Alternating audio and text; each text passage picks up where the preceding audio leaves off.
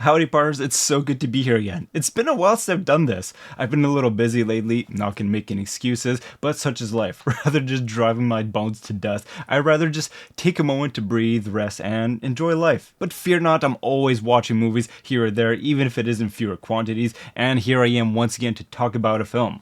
Actually, two films this time. It's also been a long time since I've done a double feature review. Last time was Barbenheimer, I think. I don't think anything culture is ever going to be able to top that day, but it is interesting to have two Steven Soderbergh films back to back in a very short amount of time this year. So I have been very much excited to see both these films, Black Bag and Presents. I'll be starting to talk about Black Bag because it is the only film I saw in theaters, and then I caught up on Presents. But no matter, Steven Soderbergh, if you didn't know who he is, he's quite a prolific filmmaker. I wouldn't say that all his films are solid gold, but he's had quite a few hits. Immediately when it comes to mind, also this kind of double lightning strike that he had back in the year 2000, he released that same year Aaron Brockovich and Traffic, two fantastic films, Oscar nominated and Oscar winning films, totally deserving of that. If you haven't seen them, I highly recommend you do so. He has also directed Ocean's 11, 12, and 13. I still think Ocean's 11 is the best out of the three of them, but I still very much enjoy all of them. I mean, I think they're just so inherently fun and exciting to watch. He also did do the readaptation of Solaris at one point, which admittedly was interesting, but I'll be honest, I'm partial to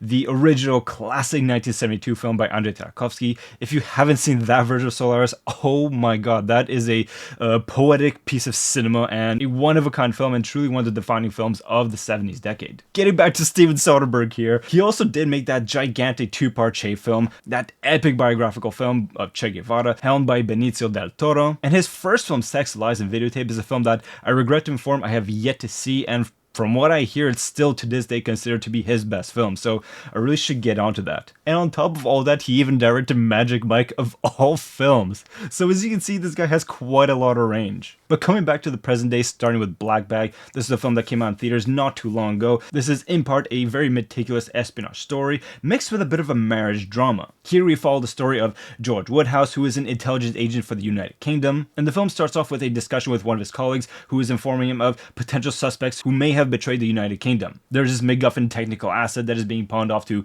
enemy hands. Doesn't really matter what it does at the moment, but there is a mole on the inside of the intelligence agency. And this colleague informs the protagonist that among the list of suspects, his wife is one of the prime suspects. Not saying that she necessarily is guilty, but she definitely has the know-how, the connections, and the potential motive as well, so the name has got to be on the list. And so the drama immediately ensues, and boy are the tensions high here. And that tension is in large part thanks to some truly stellar acting. I mean, you do have Michael Fassbender and Cate Blanchett as this dynamic duo power couple over here. These are A-tier actors, and my god do they have a poker face. Truly impenetrable. So it is a joy to just read every single one of their minute reactions and nuances of the words they choose or don't choose to say. Each interaction is just poised with character development. And it really feels like each question and answer is just under the microscope of a lie detector, which there is a fantastic lie detector scene later on in the film. So not only is this a nail-biting espionage story, but it also doubles as a truly searing marriage drama at the same time. And there are some fantastic moments of the film where it brings up the question of how can you build a relationship in this profession of all professions where you literally lie on a daily basis to others, to yourselves, to your spouse as well. Indeed, right from the start, we have a conversation between two of them,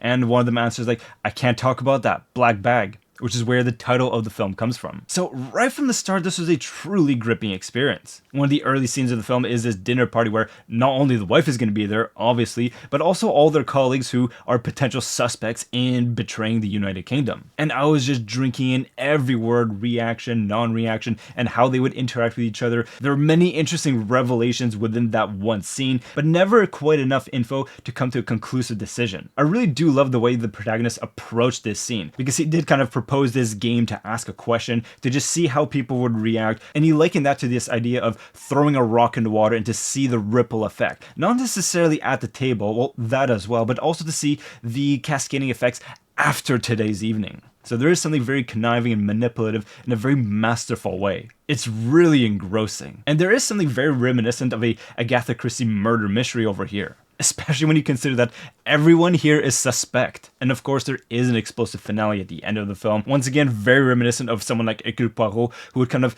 detail all the events and just wrap it up in a neat little bow. And perhaps it does end a little too neat for my liking, and it is a little brief as well. The film's literally 95 minutes long with credits included, so it's as lean and mean as an experience as it gets, and for the most part, it isn't to its detriment, even if it is over before you know it. I guess my one gripe is that there are some political implications in some of the revelations and accusations that come out in this investigation that I feel are kind of unaddressed. They kind of just get thrown on the rug in a very hush-hush kind of way. Though I guess with a little bit of hindsight, maybe it's for the best in some way, but still it does feel like a little bit of a loose thread in my mind. I actually forgot to put on the glasses for this part of the review, and I don't feel like re-recording everything. So just imagine that the glasses were there before. But in any case, I do think this film features a very stylish art direction. I love the slick decor of the environments. Everything is so neat and tidy, almost to the point where it's clinical. And in some strange way, I think it mirrors the ice-cold shark eyes of our protagonist over here. This cleanliness and perfection. But even though he does have this poker face, there is heat boiling beneath the surface. Especially at one scene where things aren't going according to plan, and you can feel the stress mounting. And speaking of heat, on top of all that, I was not prepared for just how sexy of a thriller this would be. Oh my word. I don't want to go too much in detail, but there are a few moments where we're faced with these questions of how far would you go for your better half? Just how deep is your loyalty? And there are a few scenes in Black Bag where that question explored, and the answer that Michael Fassbender gave was kind of hot, not gonna lie. Oh man. And my god, especially when you have something so mysterious and powerful and competent like Cate Blanchett as your wife.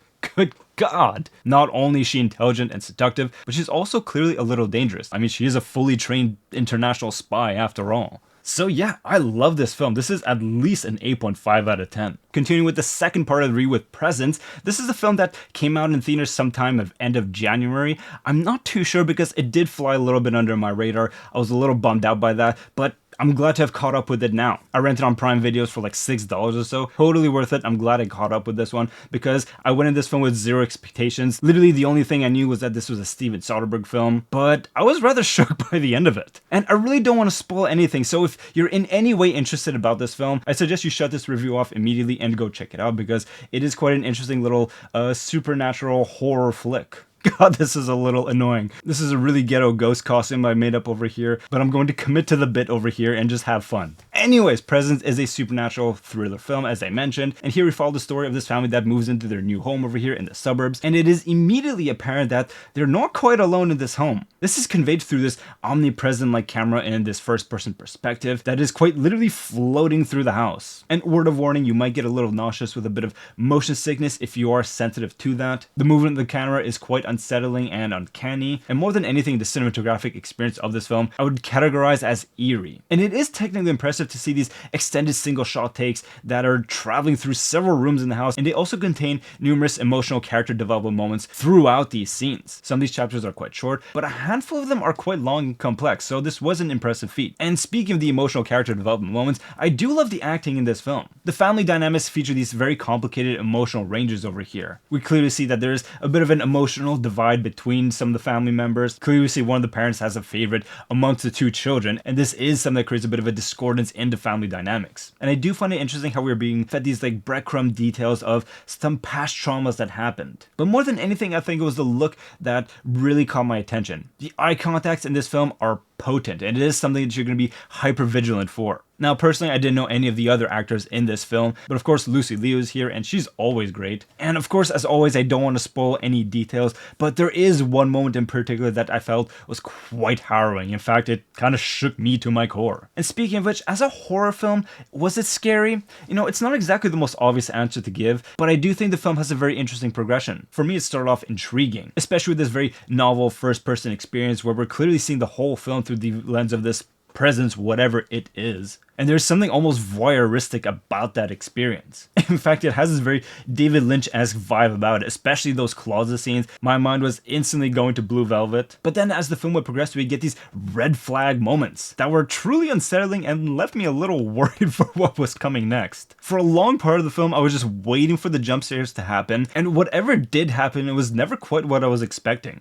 So I would categorize this film as a very tense experience. I was on the edge of my seat for most of the time. So even if this film was just 85 minutes in length in total with credits included, it was such a slow burn, nail-biting experience that it felt a lot longer than that. And I don't mean that as a dig, by the way. This is a positive. And I'm also impressed with the super low budget. It had a budget of $2 million. Basically a single location film, all on the interior of this house and a little bit of the exterior. And I do think that this home was beautifully decorated. I really enjoyed looking at all the little details in the environment. And the sparse VFX was quite effective. So yeah, second film that totally exceeded my expectations. I would say it's at least on par with Black Bag, but I might actually even prefer this a little bit more, so I think I'm gonna go for a 9 out of 10. Damn, Steven Soderbergh! Two short, lean and mean films, roughly 90 minutes in length, and they both slap. Without question, two of the best films in early 2025. I'm definitely going to be remembering these at the end of the year. And speaking of the year-end list, I know I still didn't finish my 2024 year-end list. I've been busy and enjoying life, so